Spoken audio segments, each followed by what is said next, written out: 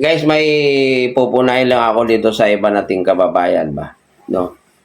Lalo-lalo na yung mga pare. O mga pare, makinig kayo sa akin, no? Punahin ko lang yung mga sinasabi, no? Pag lahat naman tayo, no, mangyayari sa atin 'to, walang tao na hindi mangyayari ito sa kanya. Lahat 'yan madadaanan at mararanasan mo ng ganito. Guys, pag may dumating na pagsubok sa inyo, bakit yung iba or karamihan talaga na wala pa akong naririnig na nagkaroon siya ng pagsubok sa buhay. Pag nagkaroon kayo ng pagsubok, no, huwag niyong pagbintangan ng Panginoong Diyos. No? Karamihan kasi sasabihin, Lord, alam kong hindi mo, alam kong wala kang pagsubok na hindi ko kayang, di ba? Guys, para sa kaalaman ng lahat, no, ang Panginoong Diyos never magbigay ng pagsubok sa atin.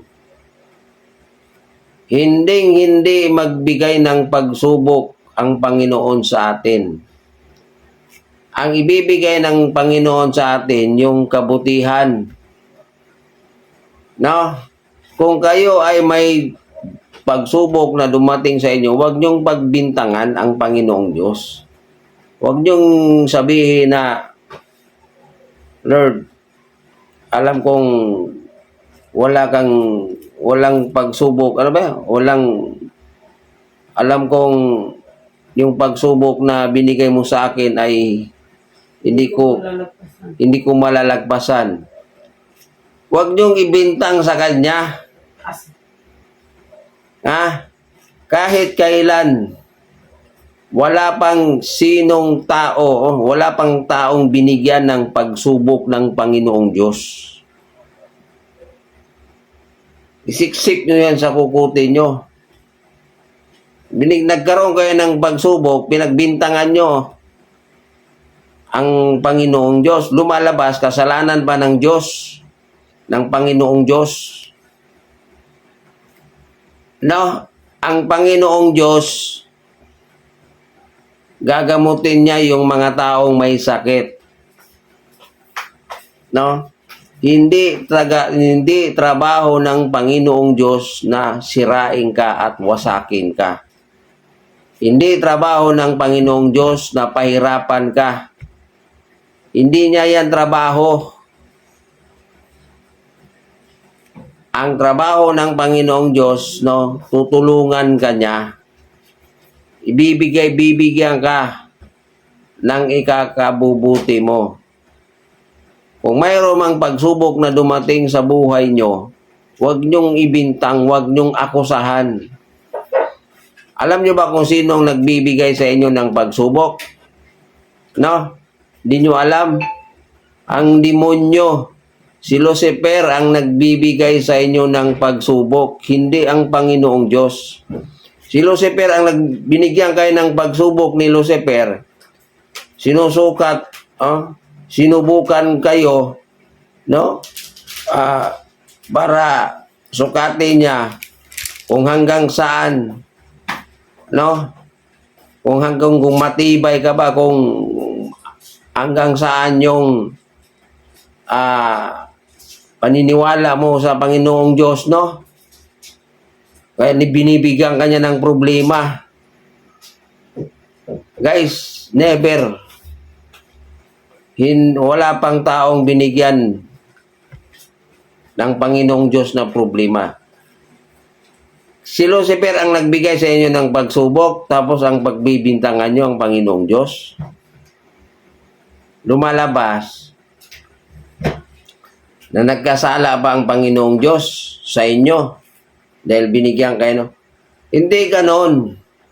Dapat sabihin mo, Lord, no, Panginoon, tulungan mo ako sa aking problema, sa aking mga suliranin, sa pagsubok na dumating sa buhay ko, sa pamilya ko. Sana gabayan at tulungan mo ako kung paano ko malusutan. itong pagsubok na dumating sa buhay ko. Hindi yung sabihin yung, di ba? Lumalabas na inaakusahan yung guys, mali yan. Ay pare, lahat tayo sabi nung ano. Actually, ano lang, dinaan lang sa joke. Kinontent nyo ng vlogger eh.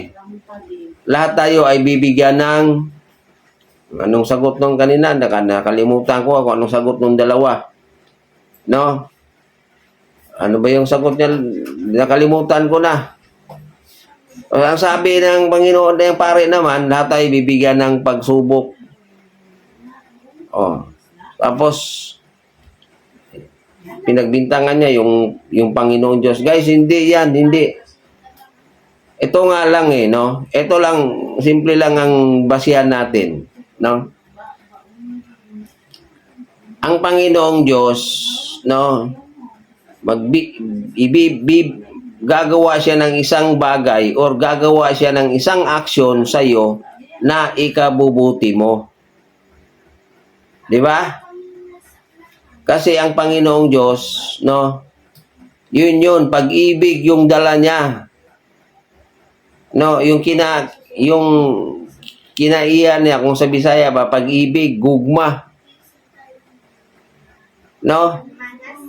Hindi magbibigay ang Panginoong Diyos sa iyo na ikasisira at ikakasama mo. Yan ang tandaan nyo. Ang mabuting lahat ng ginawa ng Diyos ay kabutihan. Pero ang lahat ng yan ay sisirain yan ni Lucifer. Katulad na ng Biblia. Kayo, basa kayo ng basa sa Biblia. Oh. Yung Biblia, mismong ang Panginoong Diyos ang gumawa nan. Siya mismo. Pero yung mga Biblia ngayon, wala na yan. Winasak at sinira na yan ni Lucifer. Oh. Mahiya naman kayo, guys, no? Nagkaroon kayo ng mga problema, pagsubok sa buhay nyo, pagbintangan nyo yung Panginoong Diyos. Pagbintangan nyo na siya ang nagbigay ng pagsubok sa buhay nyo. Saan kayo kumukuha ng ano? Hindi nyo ba naisip yon? Ha? Lalo na mga pare, mga pastor. Oh. Wag kahit anong pagsubok na dumating sa buhay nyo.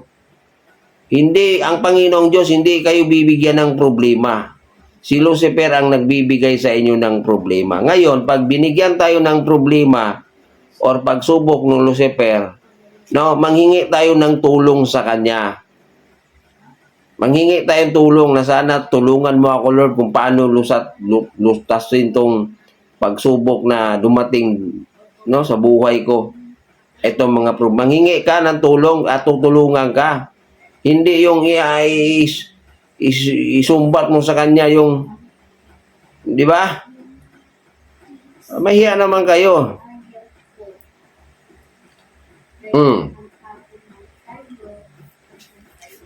Lord, alam ko na wala kang pagsubok na ibigay sa akin na hindi ko malalampasan. Ano yun? Inakusahan nyo pa yung Panginoong Diyos na siya ang nagbigay sa inyo ng pagsubok. Never. Ha?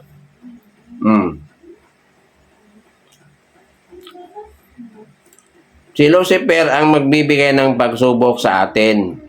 No? Sabihin man niya ni Lucifer na, boss, ito si Kuya Kernel, oh. Ikaw laging nagsisimba yan araw-araw. Tapos, pangalan mo yung binabanggit mo. Lagi. Magreklamo yan si Lucifer eh. Kaya subukan ka ngayon, Lucifer, kung hanggang saan yung, di ba? Yung pag-ano mo sa Panginoong Diyos. Guys, si Lucifer ang nagbibigay sa inyo ng pagsubok. Kuha nyo.